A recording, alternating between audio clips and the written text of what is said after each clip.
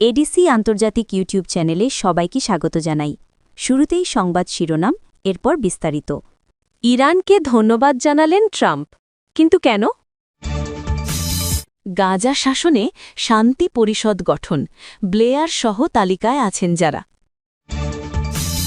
করাচি বন্দরে ভয়াবহ আগুন, 20 কন্টেনার পুড়ে ছাই।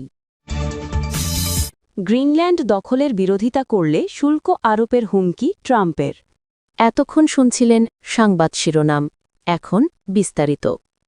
ইরানে গ্রেফতার হওয়া শত শত বিক্ষোভকারীর মৃত্যুদণ্ড কার্যকরের পরিকল্পনা বাতিল করায় দেশটির নেতৃত্বকে ধন্যবাদ জানিয়েছেন মার্কিন প্রেসিডেন্ট ডোনাল্ড ট্রাম্প। খবর টিআরটি ওয়ার্ল্ডের। শুক্রবার 16 জানুয়ারি নিজের সামাজিক যোগাযোগ মাধ্যম ট্রুথ সোশ্যালে দেওয়া এক পোস্টে ট্রাম্প লেখেন, ইরানের নেতৃত্ব যে গতকাল নির্ধারিত সব ফাঁসি বাতিল করেছে, এই বিষয়টিকে আমি অত্যন্ত সম্মান করি, ধন্যবাদ। ট্রাম্প আরও বলেন, উপসাগরীয় কোনো দেশ বা ইসরায়েল তাকে হামলা থেকে বিরত রেখেছে এমন মন্তব্য সঠিক নয়, বরং ইরানের পদক্ষেপই তাকে সিদ্ধান্ত বদলাতে প্রভাবিত করেছে। সপ্তাহান্তে ফ্লোরিডা যাওয়ার পথে হোয়াইট হাউস ছাড়ার সময় সাংবাদিকদের তিনি বলেন, কেউ আমাকে বোঝায়নি, আমি নিজেই নিজেকে বুঝিয়েছি। তারা কাউকে ফাঁসি দেয়নি, ফাঁসি বাতিল করেছে, সেটার বড় প্রভাব পড়েছে। এর আগে বৃহস্পতিবার হোয়াইট হাউস জানায়, টানা কয়েক সপ্তাহের বিক্ষোভের প্রেক্ষাপটে ইরানি কর্তৃপক্ষ 800টি নির্ধারিত মৃত্যুদণ্ড স্থগিত করেছে। একই সাথে ওয়াশিংটন পরিস্থিতি ঘনিষ্ঠভাবে পর্যবেক্ষণ করছে বলেও জানানো হয়। ট্রাম্প বারবার ইরানের বিক্ষোভকারীদের পাশে থাকার অঙ্গীকার করেছেন। তার ভাষায়, কর্তৃপক্ষের দমনপীড়নে সেখানে হাজারো হতাহতের ঘটনা ঘটেছে। মঙ্গলবার তিনি ইরানি বিক্ষোভকারীদের বিক্ষোভ চালিয়ে যেতে এবং প্রতিষ্ঠানগুলো দখলে নিতে আহ্বান জানান এবং বলেন, সহায়তা আসছে। একই সাথে তিনি সতর্ক করে দেন, বিক্ষোভকারীদের ফাঁসি কার্যকর হলে তেহরানকে খুব কঠোর পদক্ষেপের মুখে পড়তে হবে। অন্যদিকে ইরানের কর্মকর্তারা বিক্ষোভকে দাঙ্গা ও সন্ত্রাসবাদ আখ্যা দিয়ে এইসবের পেছনে যুক্তরাষ্ট্র ও ইসরায়েলের মদত রয়েছে বলে অভিযোগ করেছেন। উল্লেখ্য, গত 28 ডিসেম্বর ইরানে প্রাণঘাতী ও সহিংস বিক্ষোভ শুরু হয়। তবে হতাহত বা আটক ব্যক্তিদের সংখ্যা নিয়ে ইরানি কর্তৃপক্ষ এখনও কোনো আনুষ্ঠানিক তথ্য প্রকাশ করেনি। প্রেসিডেন্ট ডোনাল্ড ট্রাম্প গাজা উপত্যকার পুনর্গঠন ও তদারকির জন্য নবগঠিত শান্তি পরিষদ গঠনে সাবেক ব্রিটিশ প্রধানমন্ত্রী টনি ব্লেয়ারকে অন্তর্ভুক্ত করেছেন। হোয়াইট হাউসের তথ্য অনুযায়ী, ট্রাম্পের এই 20 দফা শান্তি পরিকল্পনা বাস্তবায়নের লক্ষ্যে গঠিত বোর্ডে ব্লেয়ারের পাশাপাশি ট্রাম্পের জামাতা জারেড কুশনার, মার্কিন পররাষ্ট্রমন্ত্রী মার্কো রুবিও এবং মধ্যপ্রাচ্য বিষয়ক বিশেষ দূত স্টিভ উইটকফ প্রতিষ্ঠাতা সদস্য হিসেবে থাকছেন। এই বোর্ডে আরও রয়েছেন অ্যাপোলো গ্লোবাল ম্যানেজমেন্টের সিইও মার্ক রোয়ান, বিশ্বব্যাংকের প্রেসিডেন্ট অজয় বাঙ্গা এবং মার্কিন deputy national security adviser Robert Gabriel.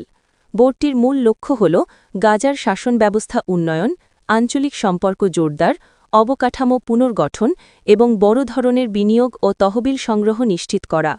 অন্যদিকে গাজার মাঠ পর্যায়ের কার্যক্রম তদারকির জন্য বুলগেরিয়ান কূটনীতিক নিকোলে মলাদেনভকে গাজা বিষয়ক হাই রিপ্রেজেন্টেটিভ বা উচ্চ প্রতিনিধি হিসেবে নিয়োগ দেওয়া হয়েছে।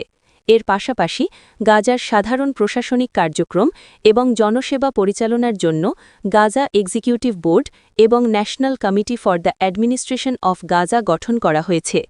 ফিলিস্তিনি কর্তৃপক্ষের সাবেক উপমন্ত্রী আলী সাথ এই কমিটির নেতৃত্ব দেবেন।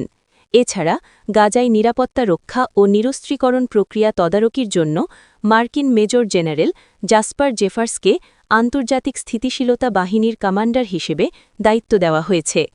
টনি ব্লেয়ারের এই নিয়োগ নিয়ে ব্যাপক বিতর্ক তৈরি হয়েছে, বিশেষ করে 2003 সালে ইরাক যুদ্ধে তার বিতর্কিত ভূমিকা এবং যুক্তরাষ্ট্রের ওয়ার অন টেররে সরাসরি সমর্থনের কারণে ফিলিস্তিনপন্থী অধিকার কর্মীরা এই সিদ্ধান্তের কড়া সমালোচনা করছেন।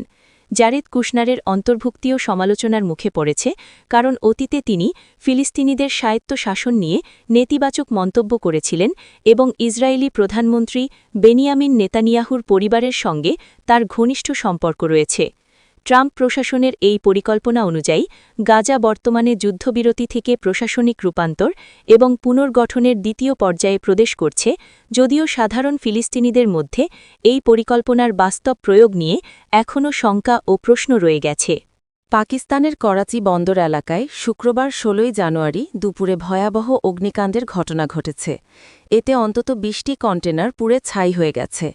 তবে জুমার নামাজের সময় শ্রমিকরা কাজে না থাকায় কোনো হতাহতের ঘটনা ঘটেনি বলে জানিয়েছে পুলিশ ও উদ্ধারকারী সংস্থা।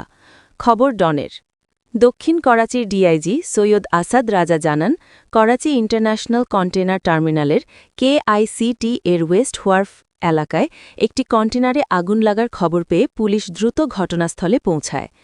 একই সঙ্গে ফায়ার সার্ভিস ও উদ্ধারকারী দল আগুন নেভানোর কাজে যোগ দেয়। সরকারি উদ্ধারকারী সংস্থা রেস্কিউ 1122 এর মুখপাত্র হাসান উল হাসিব খান বলেন, শুক্রবার দুপুর আনুমানিক 1:45 মিনিটে বন্দরের ওয়েস্ট হোয়ার্ফের গেট 20 এলাকায় একটি কন্টেনারে আগুন লাগার খবর পাওয়া যায়। উদ্ধারকারী দল ঘটনাস্থলে পৌঁছানোর আগে পাশের আরেকটি কন্টেনারেও আগুন ছড়িয়ে পড়ে। পরে অতিরিক্ত উদ্ধারকারী দল ডাকা হয়। রেস্কিউ 1122 এর তথ্যমতে আগুনের সূত্রপাত ঘটে একটি কন্টেনারে থাকা বৈদ্যুতিক, ড্রাই কেমিক্যাল ও লিথিয়াম ব্যাটারি থেকে। সেখান থেকে আগুন ছড়িয়ে পড়ে আরও 19টি কন্টেনারে, যেগুলোতে ব্যাটারি, কাপড় ও অন্যান্য পণ্য ছিল। সব মিলিয়ে 20টি কন্টেনার পুরোপুরি পুড়ে যায়, যার ফলে বড় অঙ্কের আর্থিক ক্ষতি হয়েছে। হাসানুল হাসিব খান জানান, এই আগুন নেভাতে বড় চ্যালেঞ্জের মুখে পড়তে হয় উদ্ধারকারী দলকে। কারণ এই ধরনের আগুনে সাধারণ পানি কার্যকর নয়, বরং বিশেষ ধরনের পাউডার প্রয়োজন হয়।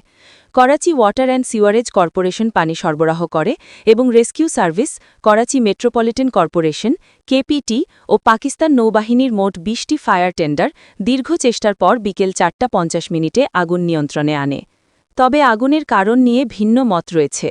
ডিআইজি সৈয়দ আসাদ রাজা জানান, প্রাথমিক তদন্তে জানা গেছে কাপড় ভর্তি একটি কন্টেনারে শর্ট সার্কিট থেকে আগুনের সূত্রপাত হয় এবং তা আশপাশের কন্টেনারে ছড়িয়ে পড়ে।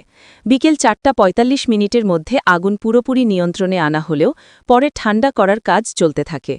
করাচি পোর্ট ট্রাস্ট KPT সূত্র জানায়, দ্রুত ও সমন্বিত জরুরি ব্যবস্থার কারণে বড় ধরনের ক্ষয়ক্ষতি এড়ানো সম্ভব হয়েছে। সংশ্লিষ্ট সব সংস্থার পেশাদারিত্ব ও সমন্বয়ের প্রশংসা করেছে কর্তৃপক্ষ। এর আগেও করাচিতে ভয়াবহ অগ্নিকাণ্ডের ঘটনা ঘটেছে। 2020 সালে কিয়ামারির একটি তেল টার্মিনালে আগুনে 2 জন নিহত এবং 3 জন আহত হন। গ্রিনল্যান্ড দখলের পরিকল্পনায় অনড় মার্কিন প্রেসিডেন্ট ডোনাল্ড ট্রাম্প। এবার তিনি ডেনমার্কের স্বায়ত্তশাসিত এ অঞ্চলটি দখল নিয়ে তার পরিকল্পনায় সমর্থন না দেওয়া দেশগুলোর ওপর বাণিজ্যিক শুল্ক আরোপের হুঁশিয়ারি দিয়েছেন। শুক্রবার 16 জানুয়ারি হোয়াইট হাউসে আয়োজিত একটি স্বাস্থ্য বিষয়ক গোলটেবিল আলোচনায় এই হুমকি দেন তিনি। খবর AFPর। ট্রাম্প বলেন, যদি দেশগুলো গ্রিনল্যান্ডের বিষয়ে আমাদের সঙ্গে একমত না হয় তাহলে আমি তাদের ওপর শুল্ক বসাতে পারি, কারণ আমাদের জাতীয় নিরাপত্তার জন্য গ্রিনল্যান্ড প্রয়োজন। দ্বিতীয় মেয়াদে ক্ষমতায় আসার পর বারবার গ্রিনল্যান্ডের কৌশলগত অবস্থান, প্রতিরক্ষা গুরুত্ব ও বিপুল খনিজ সম্পদের কথা উল্লেখ করে এই দাবি করে আসছেন ডোনাল্ড ট্রাম্প। এরই মধ্যে ট্রাম্প প্রশাসন গ্রিনল্যান্ডের জন্য একজন বিশেষ দূত নিয়োগ দিয়েছে, যা ডেনমার্কে ক্ষোভের জন্ম দিয়েছে। ট্রাম্প দাবি করেছেন, গ্রিনল্যান্ডকে যুক্তরাষ্ট্রের অংশ করলে যুক্তরাষ্ট্রের নিরাপত্তা স্বার্থ রক্ষা পাবে, কারণ আর্কটিক অঞ্চলে এর কৌশলগত অবস্থান অত্যন্ত গুরুত্বপূর্ণ ও সেখানে উচ্চ প্রযুক্তি খাতে ব্যবহারের জন্য প্রয়োজনীয় বিপুল খনিজ সম্পদ রয়েছে। এমনকি এই দ্বীপ দখলের জন্য তিনি শক্তি প্রয়োগের সম্ভাবনাও নাকচ করেননি।